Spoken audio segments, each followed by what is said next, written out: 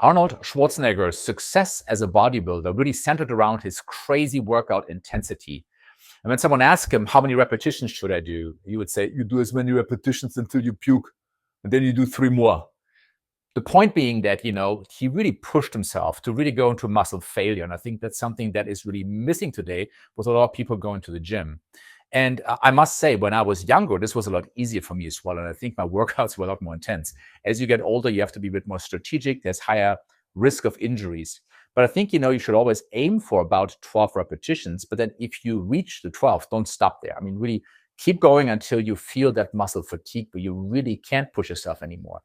And the distinction between someone who's really making progress in the gym, who's growing and is developing, besides, of course, optimizing nutrition, protein intake, all these other things, is how much they push themselves. And this is even at a very high level when you look at bodybuilders or people in the fitness industry. They push themselves more than somebody else would.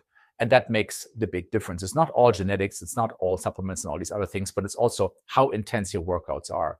And there's something to be learned from that. Because back then, also the bodybuilders had less of the supplements and steroids and all these things available like they have today.